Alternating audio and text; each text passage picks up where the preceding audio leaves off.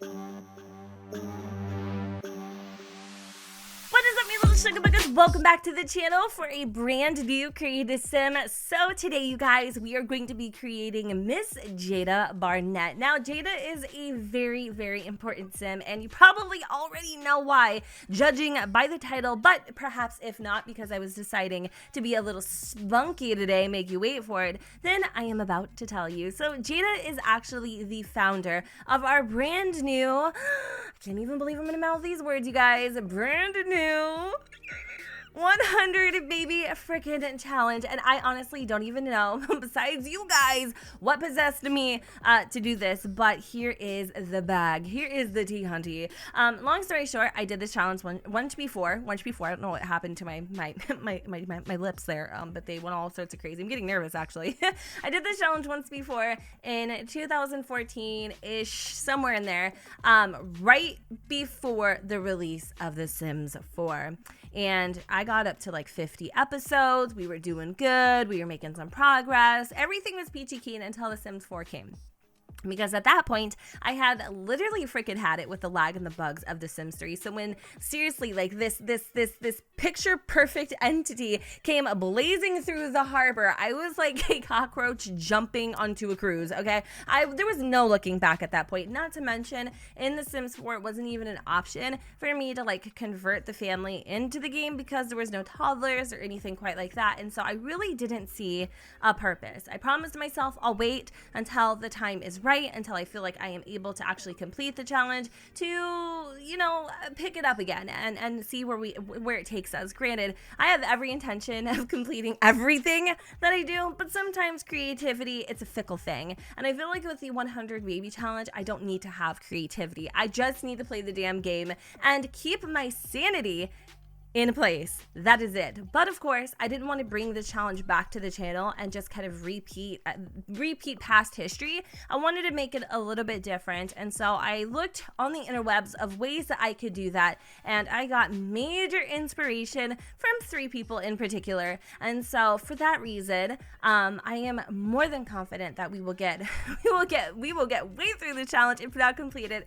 And I'm really excited. I'm super excited. And so I'm gonna have another video coming up for you guys here in just a little bit, where I will actually talk about what makes this a little bit different than the previous time that we did this challenge, and you'll start kind of learning as we go through. So the very first episode is going to be released on Sunday. That's right, you guys, Sunday, and it should be around like 2 p.m. or so. It just kind of depends. That's a little bit all over the place these days, but it'll definitely be on Sunday. So of course, wouldn't be Jen if she didn't have some sort of backstory, but this backstory allows me to just run with the story, and it's a little silly in some places, but not necessarily like, you know, too constricting, I guess. But anyway, let's go ahead and learn a little bit about Jada. So it says, when Jada was born, her mother Darcy's life changed entirely.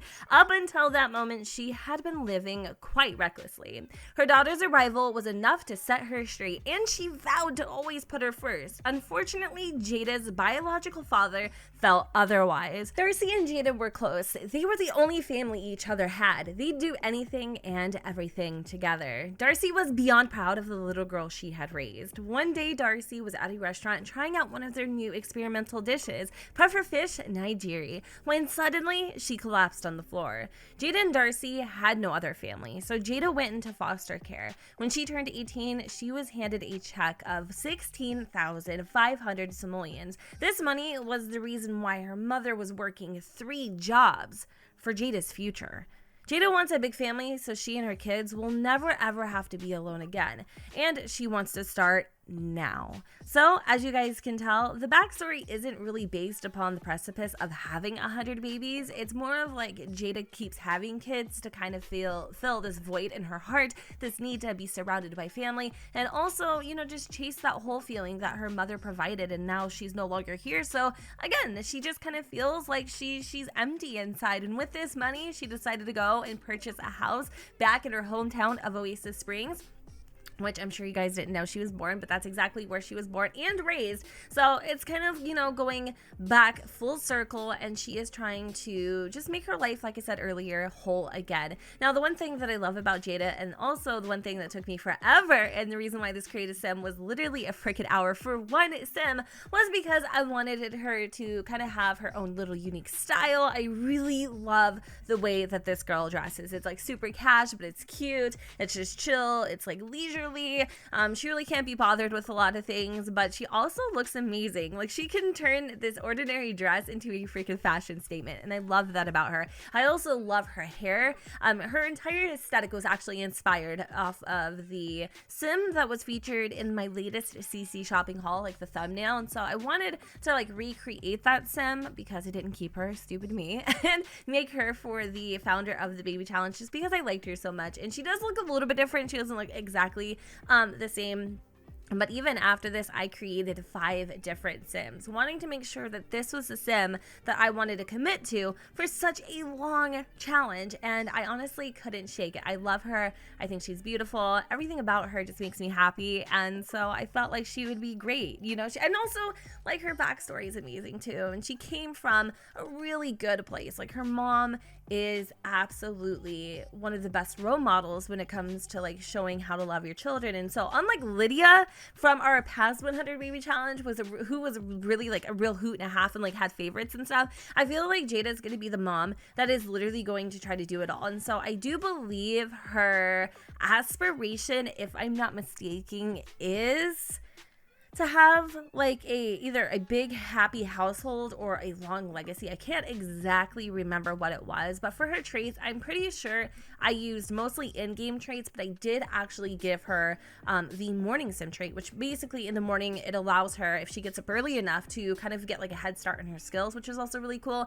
Another reason why I really loved her is because just from what I have seen with the new mosquito pack, or whatever it's called, the new mosquito pack, I feel like she would definitely fit into that aesthetic clothing wise. Like, I feel like she would rock that, and so we can kind of incorporate that a little bit too. I'm not sure about the new job that comes with it, if it's something she can do from home, because like I said, even though this is going to be a little bit of a different take on the 100 baby challenge, I still want to stick as close to the rules as possible. The only thing that I think I did was probably make it harder on myself, which is fine and a little more interesting for you guys. So either way, she's a super duper cute sim. I will have her on the gallery Gen 2606 in case you guys want to download her. And with that said, you guys, I'm going to go ahead and wrap it up here. I hope that you all enjoyed. Don't forget to go ahead and comment, rate, and subscribe. Let me know what you guys think in the comments down below where the sun does not shine. And I will see you guys in probably 2 hours. Okay, bye.